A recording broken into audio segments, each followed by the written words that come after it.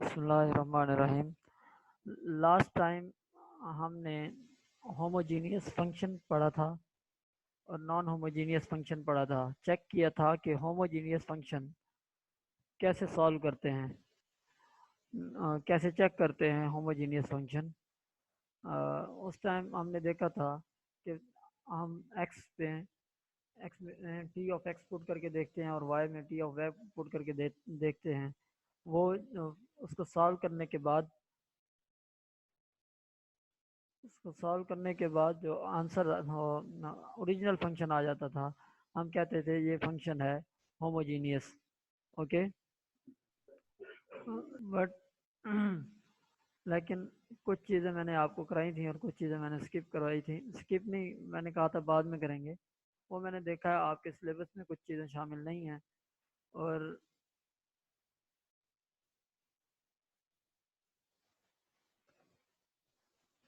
ये देखें, homogeneous function में पहले मैंने फंक्शन कराए थे। ठीक है, फंक्शन को कैसे चेक करते हैं होमोजीनियस का, वो हमने चेक किया था। और उसके बाद हमने सॉल्यूशन देखा था, होमोजीनियस फंक्शन को कैसे सॉल्व करते हैं डिफरेंशियल इक्वेशन को, उसकी समरी मैंने बताई थी और एक आध एग्जांपल कराई थी। ठीक है, और एक एग्जांपल जो थी, क्या नाम है, ये वाली एग्जांपल, इसका जो इंटीग्रेशन लिया हुआ है यहाँ गलत लिया हुआ है। मैं आपको करेक्ट इंटीग्रेशन आपको सेंड करूँगा। ठीक है, और इसके बाद नेक्स्ट मैंने कहा था कि आगे कुछ कंडीशंस हैं, जो कंडीशंस को हम रीड करेंगे। ये जो कंडीशन है रिड्यूसिबल होमोजीनियस इक्वेशन की, ये आपके सिलेबस में शामिल नहीं है। इसके अलावा होमोजीनियस के हवाले से एक दो और सिनेरियोज हैं, वो हम डिस्कस करना चाहते हैं ताकि आपको होमोजीनियस का कंसेप्ट क्लियर हो सके। होमोजीनियस इक्वेशन कौन कौन सी होती हैं, जैसे आपने लास्ट टाइम आपने किया था, लास्ट टाइम आपने किया था लीनियर इक्वेशंस। ठीक है, लीनियर इक्वेशंस आपने की थी। लीनियर इक्वेशंस की भी फर्दर टाइप्स होती हैं, जिसमें एक दो टाइप्स हैं, homogeneous linear equations and non homogeneous linear equations. अब आपने होमोजीनियस में जो आपने जनरल इक्वेशन पढ़ी थी, वो इक्वेशन ये थी, जनरल इक्वेशन जनरल इक्वेशन ये थी, ये वाली value,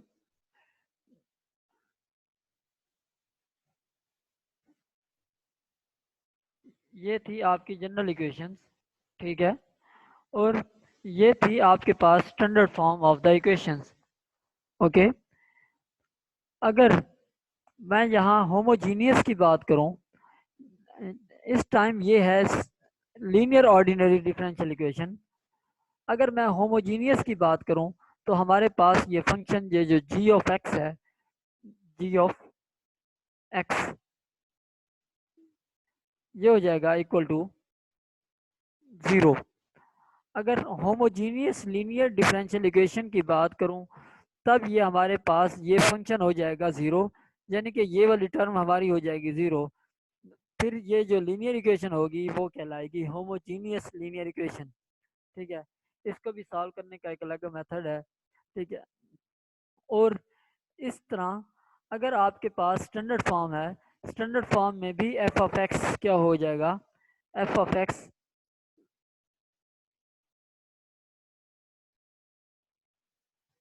will be equal to zero, F of X भी इक्वल टू ज़ीरो हो जाएगा। तो हमारे पास ये स्टैंडर्ड फॉर्म जो है, इसको भी सॉल्व करने का एक तरीका है, वो भी मैं आगे बताता हूँ।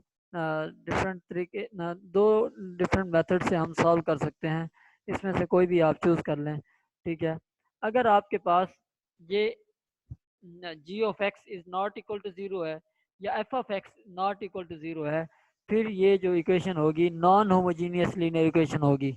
ओके, उसके बाद हम चलते हैं आगे कि कैसे इनको सॉल्व करना है। फर्स्ट एग्जांपल ये दी हुई है होमोजीनियस लीनियर डिफरेंशियल इक्वेशन की। इसमें देखें, हमारे पास ये जो एक स्टैंडर्ड फॉर्म है, इस स्टैंडर्ड फॉर्म में एक्स, इस स्टैंडर्ड फॉर्म में जो ज़ीरो, जो जी ऑफ एक्स है वो ज़ीरो है। यहाँ जी ऑफ एक्स क्या है, या F of X equal to 0। ये क्योंकि एक स्टैंडर्ड फॉर्म है, स्टैंडर्ड फॉर्म में इसको हमने कहा था ये वाला जो फंक्शन होगा राइट साइड पे ये होगा एफ ऑफ एक्स। इधर अगर हम कंपेयर करें तो एफ ऑफ एक्स हमारे पास है 0। अब ये होमोजीनियस लीनियर इक्वेशन है। होमोजीनियस लीनियर इक्वेशन को सॉल्व करने के दो डिफरेंट मेथड हैं। एक तो ये है कि आप यहाँ वेरिएबल सेपरेबल मेथड से आप सॉल्व कर सकते हैं, जो जैसा कि आपने वेरिएबल सेपरेबल मेथड में डिफरेंट एग्जांपल की हैं, इसको भी करेंगे तो आंसर आ जाएगा। दूसरा मेथड ये है, जैसे हम लीनियर इक्वेशन को सॉल्व करते थे तो इसको सॉल्व वैसे लीनियर के मेथड से करेंगे, लेकिन यहाँ जो एफ ऑफ एक्स होगा वो होगा 0। लीनियर में हम क्या करते थे, सबसे पहले हम फाइंड करते थे इंटीग्रेटिंग फैक्टर। इंटीग्रेटिंग फैक्टर किस फार्मूले से फाइंड किया जा सकता है, इंटीग्रेटिंग फैक्टर इस फार्मूले से फाइंड किया जा सकता है। आपको पता है यहाँ पी ऑफ एक्स क्या है, इक्वल टू 3। ये हमारे पास है P of X equal to -3। ये जब पी ऑफ एक्स है तो आपको पता है इंटीग्रेटिंग फैक्टर का फार्मूला है, integrating factor equal to E raised power integration P of x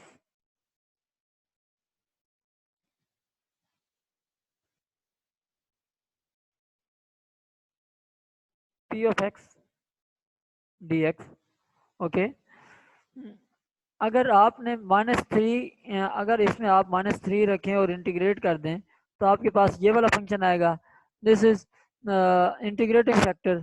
integrating factor को आप इस इक्वेशन के साथ मल्टीप्लाई कर देंगे, यहाँ भी इंटीग्रेटिंग फैक्टर, यहाँ भी इंटीग्रेटिंग फैक्टर मल्टीप्लाई होगा, तब आपके पास ये एक प्रोडक्ट रूल बन जाता है।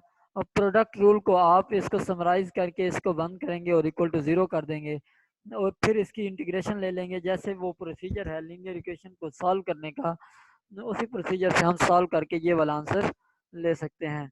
ये वाला आंसर है, ठीक है। और इसके बाद ये था होमोजीनियस लीनियर इक्वेशन, ठीक है।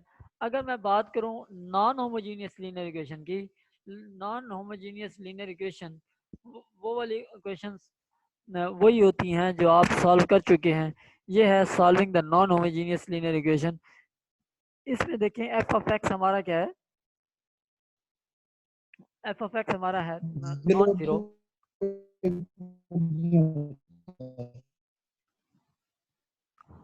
कौन बोल रहा है? मैं हूँ सर, आवाज। जी बोले। जी सर, मैं कह रहा हूँ वो होते नॉन होमोजेनियस जिनमें इक्वल टू 0 जो नहीं होता, मतलब जी, वो कोई नंबर हो सकता है। Equal ji to sir. 0 नहीं होता, वो होता है नॉन होमोजीनियस। नॉन होमोजीनियस को जी आप वैसे पहले सॉल्व कर चुके हैं, जैसे हम ऑर्डिनरी लीनियर डिफरेंशियल इक्वेशन को सॉल्व करते हैं। नॉन होमोजीनियस भी वही होते हैं, वही मेथड होता है जो आपको मैं असाइनमेंट भी दे चुका हूँ और आपने कर भी लिया होगा, आई होप। और आपने अभी तक असाइनमेंट नहीं सबमिट कराई, वो भी मुझे करा दें। और इसके बाद होमोजीनियस और नॉन होमोजीनियस का इतना ही कंसेप्ट था हमारे पास, हमारे सिलेबस में शामिल। तो हम ये कवर करेंगे और इसके बाद मैं जाऊंगा एग्जैक्ट डिफरेंशियल इक्वेशन पे। उससे पहले एक चीज़ और देख लें, जब आप इसको सॉल्व करते हैं नॉन होमोजीनियस को, अब इक्वेशन वही वाली है, इसको ज़रा देख लें। Equation D Y over D X है -3y equal to 0, -3y equal to 0 था वहाँ, और यहाँ है इक्वल टू 6। अब इसको आपने सॉल्व किया है और यहाँ आपने इंटीग्रेटिंग फैक्टर फाइंड किया है। ये इंटीग्रेटिंग फैक्टर आपको मिल गया। इंटीग्रेटिंग फैक्टर्स के बाद आपने इंटीग्रेटिंग फैक्टर इधर भी मल्टीप्लाई किया, इधर भी मल्टीप्लाई किया और इधर भी मल्टीप्लाई किया। मल्टीप्लाई करने के बाद आपने समराइज किया और इसको लिख दिया equal to 6 E raised power -3x। इसके बाद आपने इसका इंटीग्रेशन लिया बोथ साइड से। इंटीग्रेशन लेने के बाद आपके पास जो फाइनल आंसर आया वो ये आया, ठीक है। लास्ट एग्जांपल में जो आंसर था वो था y equal to C E raise power 3x, ठीक है। लेकिन हमारे पास नॉन होमोजीनियस होने की वजह से यहाँ आ गया -2, ओके। अब यहाँ से प्रूव हुआ कि हमारे पास जब नॉन होमोजीनियस होता है, नॉन होमोजीनियस इक्वेशन होती है, तो हमारे पास दो किस्म के सॉल्यूशंस आते हैं। एक होता है क्रिटिकल सॉल्यूशन, एक होता है पार्टिकुलर सॉल्यूशन। इस इक्वेशन को देखें, ये मैं इक्वेशन हाईलाइट कर रहा हूँ, ये वाली इक्वेशन। अगर हम नॉन होमोजीनियस की बात करें तो हमारे पास एक होता है क्रिटिकल सॉल्यूशन, ठीक है। उस ये जो क्रिटिकल सॉल्यूशन होता है वो उस टाइम आता है जब हमारे पास होमोजीनियस लीनियर इक्वेशन होती है। और एक होता है पार्टिकुलर सॉल्यूशन, वो आता है नॉन होमोजीनियस की वजह से।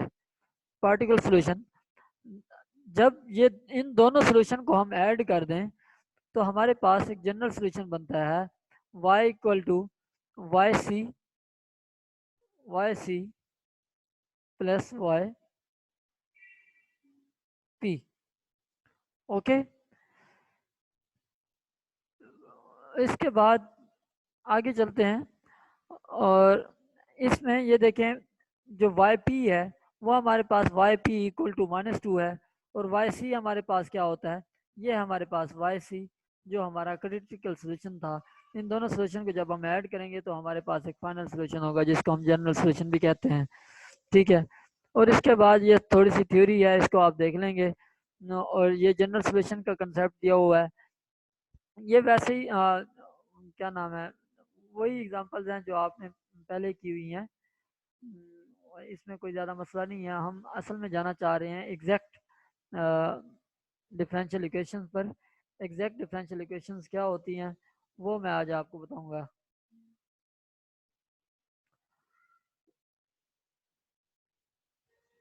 एग्जैक्ट डिफरेंशियल इक्वेशंस के लिए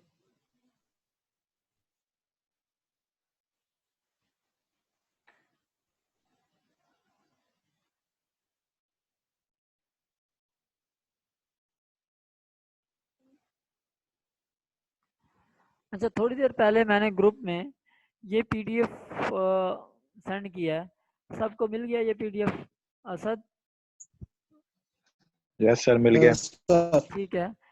एग्जैक्ट डिफरेंशियल इक्वेशन का बुक में और जो मैंने लेक्चर्स आपको सेंड किए हुए हैं, ये वाले जो लेक्चर्स हैं इसको छोड़ दें, ये वाला जो लेक्चर है एग्जैक्ट डिफरेंशियल इक्वेशन, इसमें जो क्वेश्चंस किए हुए हैं उनके आंसर भी सेम आएंगे।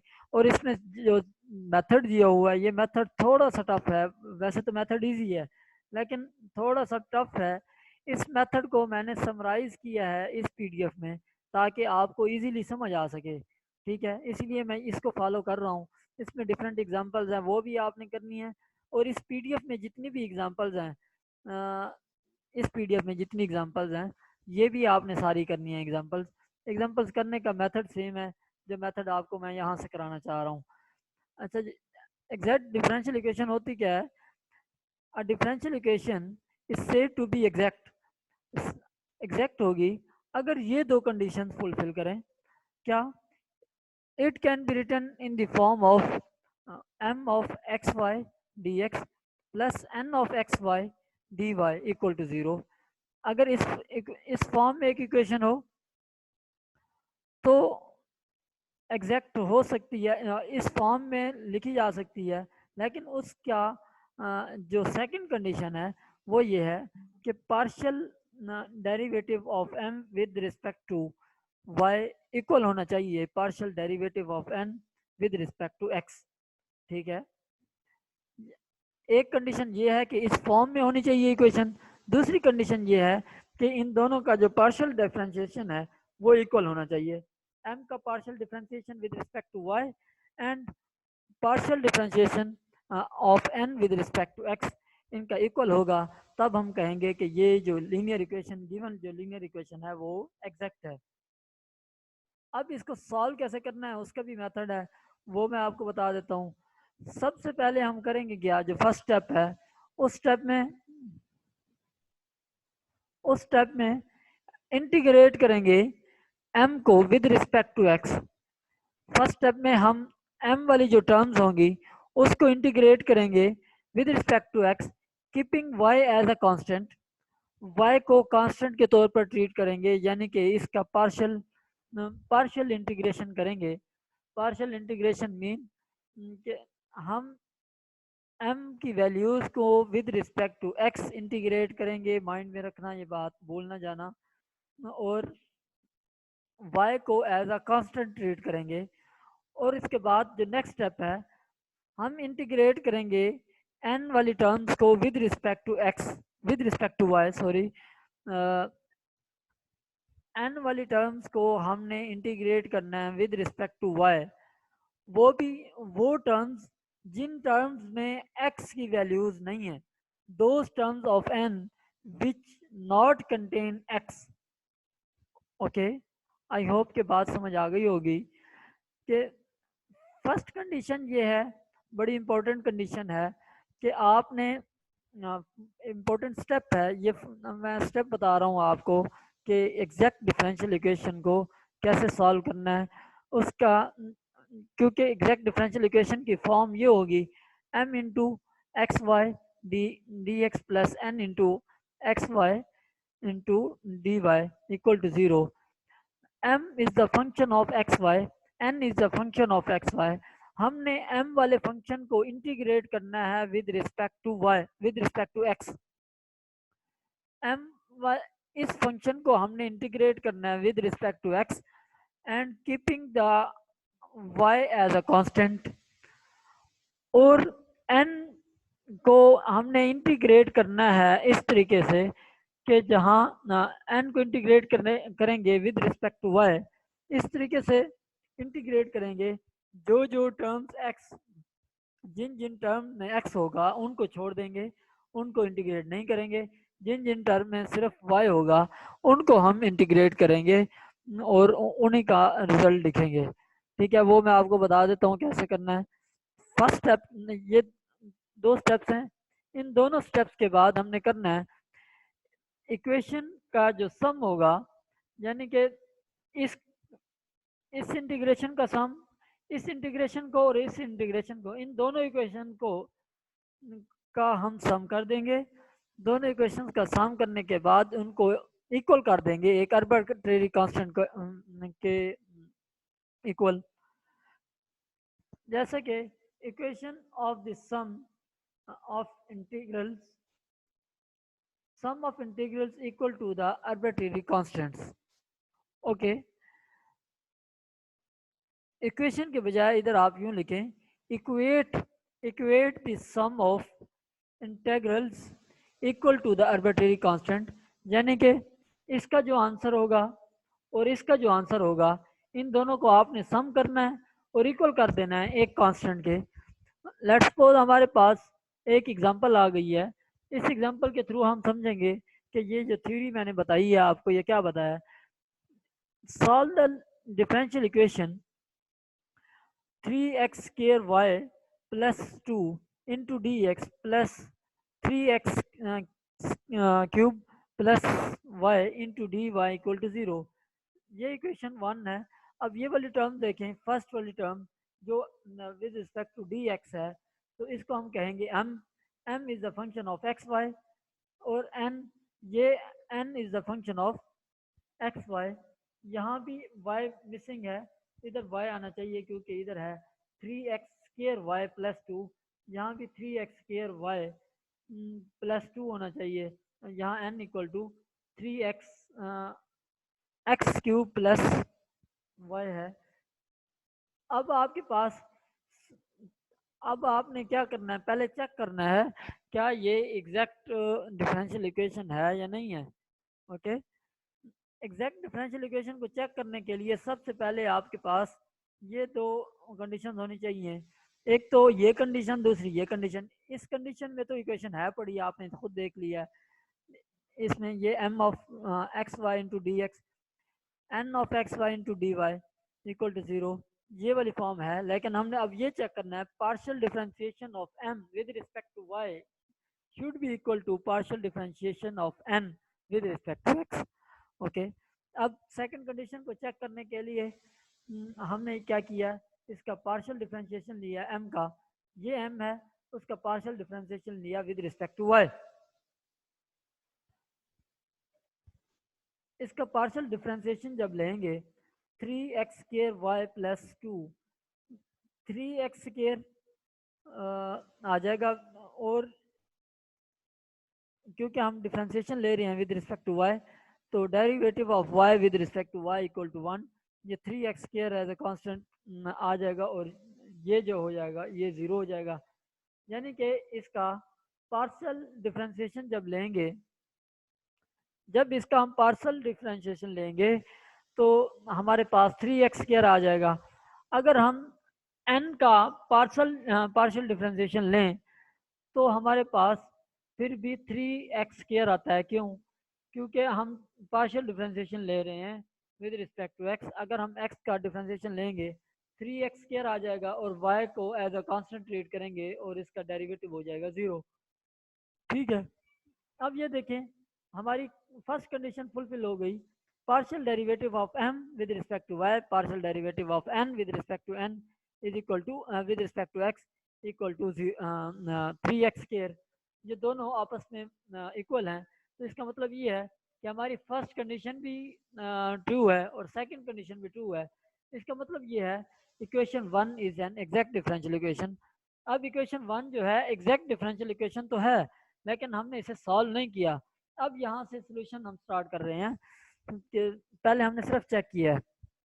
अब यहाँ हम मेथड स्टार्ट कर रहे हैं कैसे सॉल्व करना है। ये मेथड मैंने आपको 3 स्टेप में पहले बताया है। हमने इंटीग्रेट करना है with respect to x, keeping y as a constant, first step. Second step, n को इंटीग्रेट करना है with respect to y, n की वो वाली टर्म जिसमें x मौजूद नहीं है, ठीक है, और उसके बाद इन दोनों का सम करके हमने इक्वल कर देना है एक आर्बिट्रेरी कांस्टेंट के। यहाँ मेथड स्टार्ट कर रहा हूँ, ये देखें मैं m को इंटीग्रेट कर रहा हूँ विद रिस्पेक्ट टू x, ठीक है, और y को मैं एज अ कांस्टेंट ट्रीट करूंगा।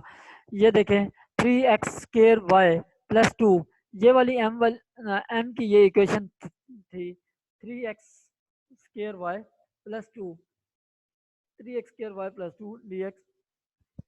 इसको मैं इंटीग्रेट कर रहा हूँ with respect to x, y को मैं कांस्टेंट ट्रीट करूंगा।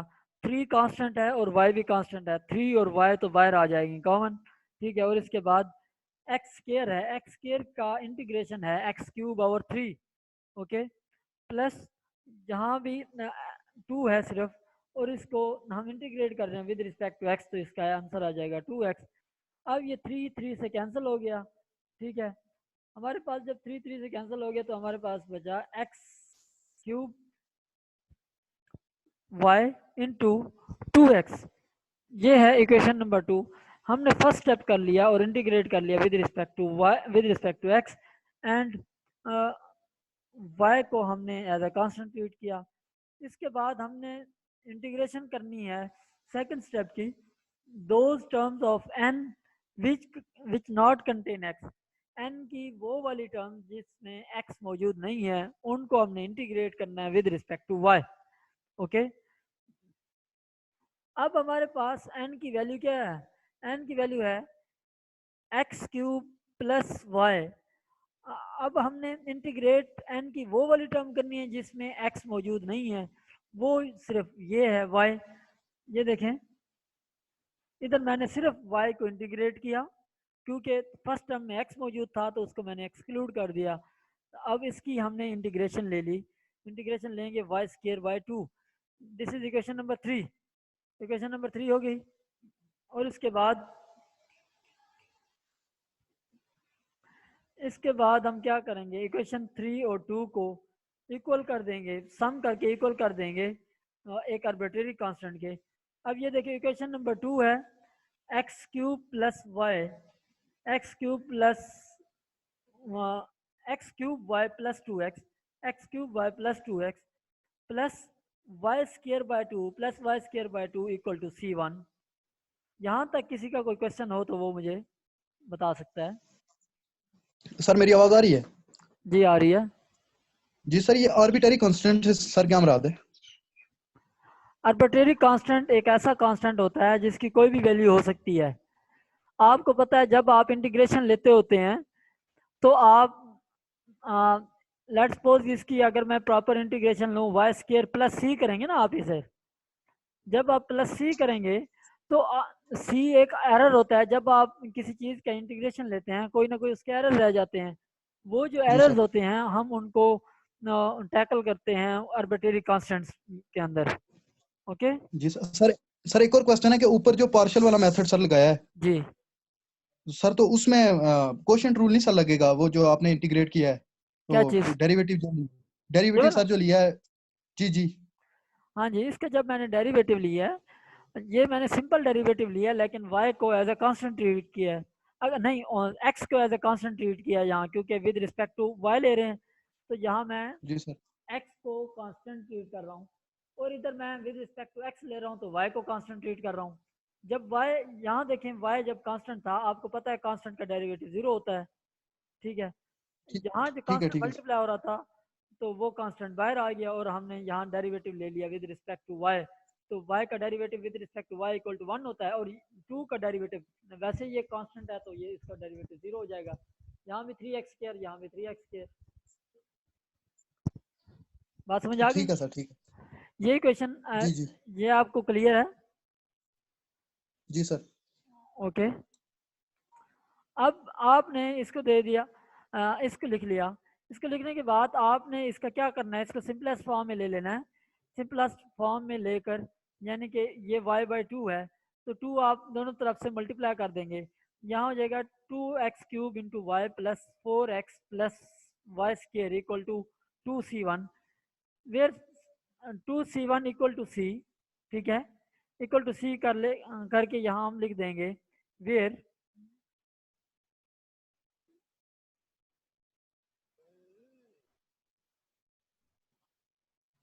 Where c equal to 2c1। Okay, ये आपके पास एक एग्जांपल कंप्लीट हुई। इसके बाद ये सेकंड एग्जांपल है, इसको मैं स्टॉप कर रहा हूँ। स्टॉप करने के बाद दोबारा कॉल करता हूँ आपको, उसके बाद मैं आगे स्टार्ट करता हूँ।